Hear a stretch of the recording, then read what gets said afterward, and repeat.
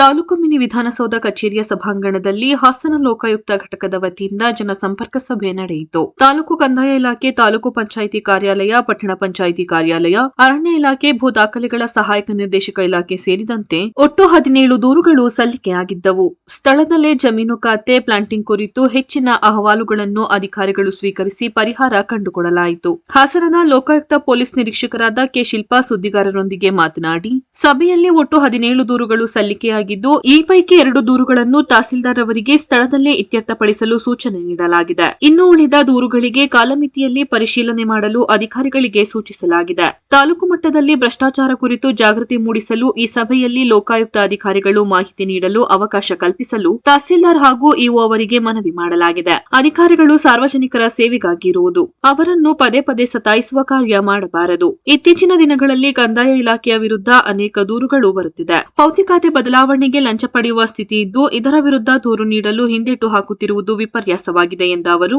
ಲೋಕಾಯುಕ್ತ ನಿಯಮಗಳು ಹಾಗೂ ಭ್ರಷ್ಟಾಚಾರದ ಕುರಿತು ಮಾಹಿತಿ ನೀಡಿದರು. ಸಭೆಯಲ್ಲಿ ತಹಸೀಲ್ದಾರ್ ಮಲ್ಲಿಕಾರ್ಜುನ್, ತಾಲೂಕು ಪಂಚಾಯಿತಿ ಮುಖ್ಯ ಕಾರ್ಯನಿರ್ವಾಹಕ ಅಧಿಕಾರಿ ಸುಬ್ರಹ್ಮಣ್ಯ ಶರ್ಮಾ, ಭೂ ದಾಖಲೆಗಳ ಸಹಾಯಕ ನಿರ್ದೇಶಕ ರವಿಶಂಕರ್, ಲೋಕಾಯುಕ್ತ ಇಲಾಖೆ ಸಿಬ್ಬಂದಿಗಳಾದ ಉಮೇಶ್, ಸುರೇಶ್ ಸೇರಿದಂತೆ ವಿವಿಧ ಇಲಾಖೆಗಳ ಅಧಿಕಾರಿಗಳು ಹಾಜರಿದ್ದರು.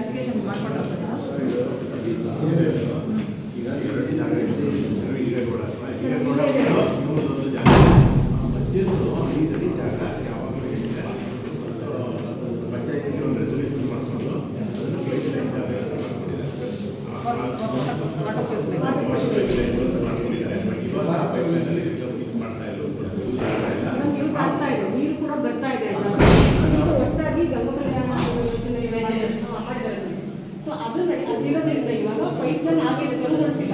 ಪಂಚಾಯಿತಿ ಜಾಗಕ್ಕೋಸ್ಕರ ಈ ಜಾಗಕ್ಕೆ ಎಷ್ಟು ಒಂದು ವರ್ಷಗಳ ಸತತ ಕಾಲ ರಚನೆ ಹಿಡಿದಿವಿ ನಾವು. ಇವ್ರಿಗೂ ಕೊಟ್ಟಿದ್ದೀವಿ, ಜಿಲ್ಲಾ ಪಂಚಾಯಿತಿಗೂ ಕೊಟ್ಟಿದ್ದೀವಿ. ಮತ್ತು ಇದೇ ಸಂಬಂಧಪಟ್ಟ ಆ ವ್ಯಕ್ತಿಗೆ ಹಕ್ಕುಪತ್ರ ಈಸೊತ್ತುಗಳು ಅಕ್ರಮವಾಗಿ 3 ಈಸೊತ್ತನ್ನ ತಿದ್ದುಪಡಿ ಮಾಡಿ ಮಾಡ್ಕೊಂಡಿದ್ದಾರೆ. ಇದ್ರ ಬಗ್ಗೆ ನಾವು ಅರ್ಜಿ ಕೊಟ್ಟು ಇವರು 3 ಈಸೊತ್ತನ್ನ ರದ್ದು ಮಾಡಿದ್ದಾರೆ. ಪುನಃ ಇದೇ ತಾಲೂಕು ಆಫೀಸ್ನಲ್ಲಿ ಸಾಯದ ಮೇಲೆ ಕೂಡ ಕೂತು ಹಕ್ಕುಪತ್ರ ರದ್ದು ಮಾಡಿದ್ದಾರೆ. ಮಾಡಿದ್ರು ಕೂಡ ಯಾಕೆ ಇದು ಕ್ರಮ ತಗೋತಾ ಇಲ್ಲ?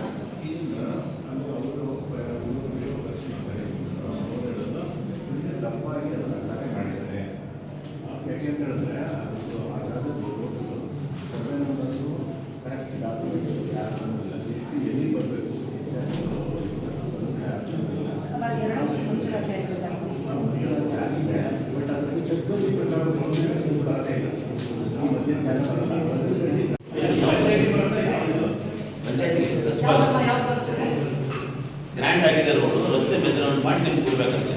ವಿಡಿಯೋ ಡೆವಲಪ್ ಮಾಡ್ತಾರೆ.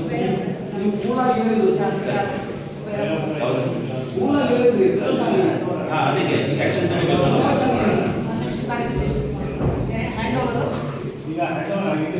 ನಾನು ಹ್ಯಾಂಡ್ ಓವರ್ ಮಾಡಲಿಕ್ಕೆ ಸರ್ವೆ ಜಾಯಿಂಟ್ ಸರ್ವೆ ಹಾಕಿದೆ. ವಿಡಿಯೋ ನನಗೆ ಆಗ್ತಿ ಬರೋಣ ಅಂತ ಬೇರೆ ಫೋನ್ ಹೇಳ್ತಾರೆ.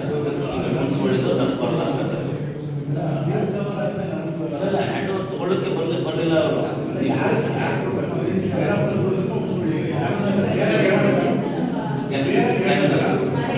ಅದು ಬೈರಪುರ ತಗೊಳ್ಳಲ್ಲ.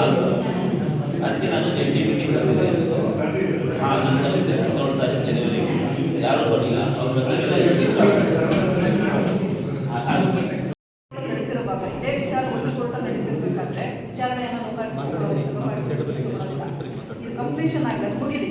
ಮುಕ್ತಾಯ ಆದ ನಂತರ ನಿಮ್ಗೆ ಅಸಮಾಧಾನ ಇದ್ದಲ್ಲಿ ಆ ಕಾಪಿನ ತಗೊಂಡು ಬಂದು ನಮ್ಮ ಸಂಸ್ಥೆ ಈಗ ಹಾಕ್ಲಿಕ್ಕೆ ಏನಂತಾರೆ, ಯಾಕಂದ್ರೆ ಅವರು ದಂಡಾಧಿಕಾರಿಗಳಿರೋದ್ರಿಂದ ಒಮ್ಮೆ ಅವ್ರು ಕೊಟ್ಟಂತ ದೂರನ್ನ ನಾವು ಸ್ವೀಕಾರ, ಅವರು ಏನಾದ್ರು ಆದೇಶ ಮಾಡ್ತಾರೋ ಆರ್ಡರ್ಸ್ ಮಾಡ್ತಾರೋ ನಮಗೆ ಗೊತ್ತಿರೋದಿಲ್ಲಲ್ಲ. ಹಂಗಾಗಿ ಈಗ ಸಂಸ್ಥೆ ತಗೊಳ್ಳಲ್ಲ, ತಗೊಂಡು ಮತ್ತೆ ವಿಚಾರಣೆ ಮಾಡಲ್ಲ. ಅದು ಮುಕ್ತಾಯ ಆಗಿ ಮುಗಿದ ಮೇಲೆ ಅವ್ರು ಏನು ಆದೇಶ ಮಾಡ್ತಾರೋ ಆದೇಶದ ಮೇರೆಗೆ ನೀವು ನಿಮ್ಗೆ ಅಸಮಾಧಾನ ಇತ್ತು ಅಂದರೆ ಅವ್ರು ಆದೇಶ ಇಟ್ಕೊಂಡು ಬರಬಾರ್ದು. ನಾವು ಆ ಆದೇಶದ ಪ್ರಶ್ನೆ ಮಾಡೋಕ್ಕೆ ನಮ್ಗೆ ತೆಗೆದಿಲ್ಲ.